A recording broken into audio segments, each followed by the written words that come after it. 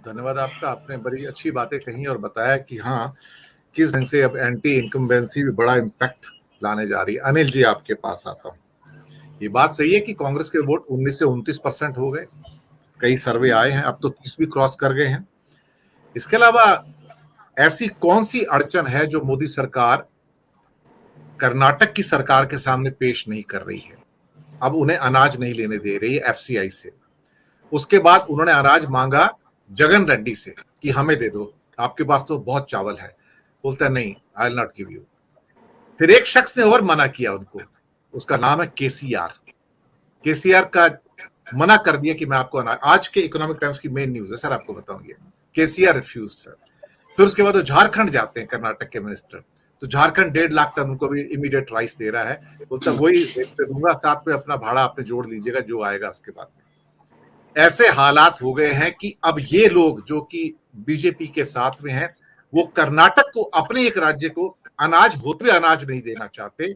Modi ji FCI के अंदर अनाज पड़ा है, वो कर्नाटक को नहीं देना चाहते ताकि वो अपनी स्कीम जो अन्नश्री है उसको पूर्ण ना कर सके।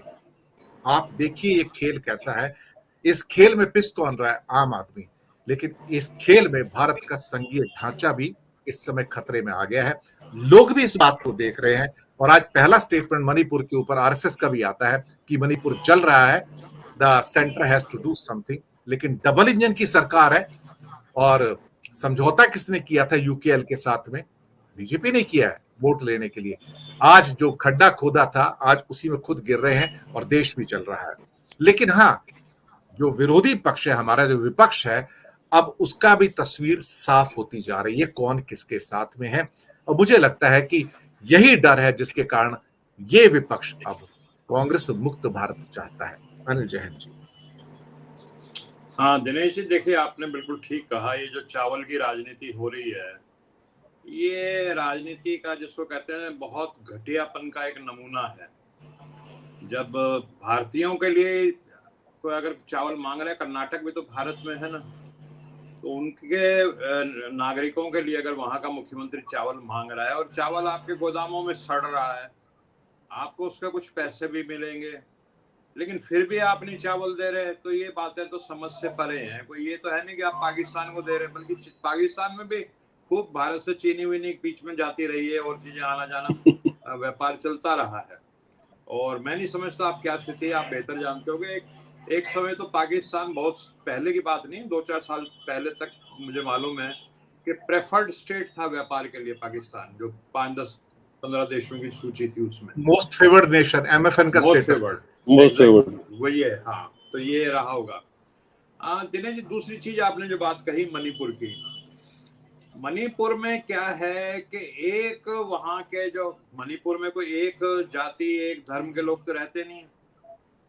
तो एक जाति एक धर्म के लोगों का जब प्रभुत्व होगा, दबंगाई होगी और बाकियों को दबाया जाएगा, तो इस तरह के कॉन्फ्लिक्ट पैदा होते हैं जो मणिपुर में आपको और हमें देखने को मिल रहे हैं।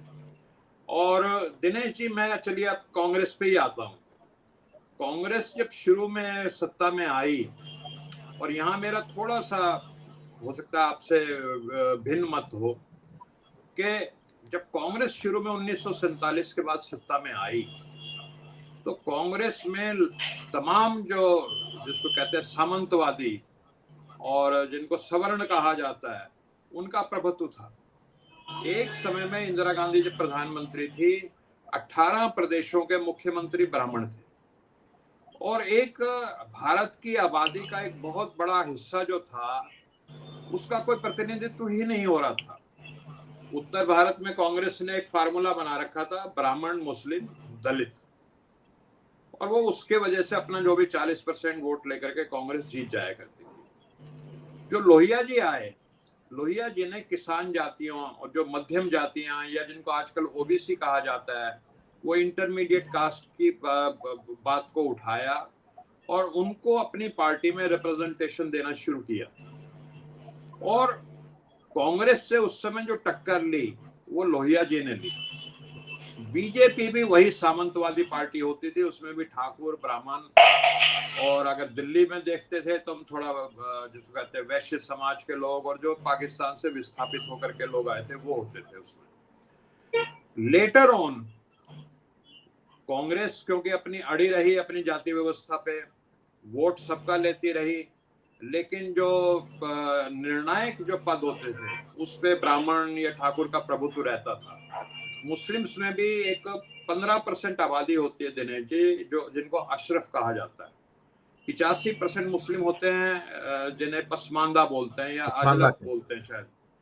तो मुस्लिम्स में भी हर एक पार्टी ने जो नेता बनाए वो सब के सब जो टॉप सवर्ण मुस्लिम आप कह सकते हो सादा भाषा में, उनको रिप्रेजेंटेशन दिया। तो जब लोहिया जी आए और उन्होंने इंटरमीडिएट कास्ट को रिप्रेजेंटेशन देना शुरू किया तो उससे कांग्रेस को एक रेजिस्टेंस मिला और उसी से टक्कर होती थी। बाद में बीजेपी ने भी सोचा भाई ये जो है मामला जो है इससे बनेगा नहीं, और गोविंदाचार्य जी आते हैं और वो रणनीति बनाते हैं और वो सोशल इंजीनियरिंग करते हैं, और फिर वो इंटरमीडिएट कास्ट से नेता पकड़ते हैं। कल्याण सिंह जो कि लोध जाति के थे, उमा भारती भी लोध जाति की थी, विनय कटियार जो कुर्मी थे, या मध्य प्रदेश से शायद प्रकाश जी हैं, बाबूलाल गौड़। बाबूलाल गौड़ की जाति नहीं जानते, लेकिन वो बाय द वे यादव थे बाबूलाल गौड़, जिनको मुख्यमंत्री बनाया बीजेपी ने। शिवराज चौहान भी एक ओबीसी हैं, गुजरात के तो सब जानते ही हैं मोदी जी के बारे में कि वो भी अपने आप को ओबीसी ही बताते हैं। तो बीजेपी ने जब से ओबीसी को रिप्रेजेंटेशन देना शुरू किया तो दिनेश जी हर एक की आकांक्षा होती है कि हमारे पास भी सत्ता आए। जो जर्मन का एक बहुत बड़ा फिलोसफर हुआ है जिसका नाम है फ्रेडरिक नीत्शे, वो ये कहता है कि जो यूनिसेलुलर एक सेल वाला जो प्राणी अमीबा भी है ना, वो भी चाहता है कि पूरे ब्रह्मांड को अपने कंट्रोल में ले लो। ये एक नेचुरल भावना होती है। एक केंचुआ भी ये चाहता है कि मैं पूरी दुनिया को अपने कंट्रोल में करूं, एक ये भावना होती है। तो फिर जैसे काशीराम जी आते हैं हमारे राजनीतिक पटल पे, वो एक नारा लगाते हैं कि जिसकी जितनी संख्या भारी उतनी उसकी भागीदारी, उतनी उसकी हिस्सेदारी ऊपर के लेवल पे, और उनके साथ फिर दलित समाज के लोग लग जाते हैं, वो भी एक बड़ा सा चंक लेते हैं। तो है क्या कि जैसा आपने शुरू में अपने वक्तव्य में कहा कि भारत एक विविधता वाला देश है, अनेकता वाला देश है। इसमें जो मंडल कमीशन की जातियों की मैंने सूची देखी है, 3300 जातियां हैं दिनेश जी मंडल कमीशन की सूची में, और 2000 से ज्यादा जातियां शेड्यूल कास्ट की सूची में, फिर शेड्यूल ट्राइब्स हैं। तो हर एक को रिप्रेजेंटेशन आज के टाइम में हर जाति ये चाहती है कि मेरा रिप्रेजेंटेशन होना चाहिए, मेरा रिप्रेजेंटेशन क्यों नहीं हो रहा। और ये जो भावनाएं जो बड़ी बीजेपी और कांग्रेस पार्टी थी, इनको उन्होंने एड्रेस नहीं किया इस बात को। अब जब से ये रायपुर का जो अधिवेशन कांग्रेस का हुआ और राहुल गांधी ने खुल करके, राहुल गांधी ने मतलब यही कहा जाए कि कांग्रेस पार्टी ने एक खुल करके प्रस्ताव पास किए कि जितनी आबादी उतना हक, ये नारा दिया और ये कहा कि कास्ट सेंसस हम इस देश में कराएंगे जब हम सत्ता में आएंगे। तो दोबारा से मैं देख रहा हूँ, क्योंकि मैं काफी ऐसे संगठनों के संपर्क में रहता हूँ जो सोशल जस्टिस की लड़ाई लड़ते रहते हैं, जो ओबीसी दलित ट्राइबल्स टाइप के अपना चलाते हैं उनके कल्याण के लिए संगठन। दोबारा से कांग्रेस के प्रति ओबीसी का, शेड्यूल कास्ट का और शेड्यूल ट्राइब्स के लोगों का आकर्षण बढ़ रहा है, इसमें कोई शक नहीं, ये एक सच्चाई है।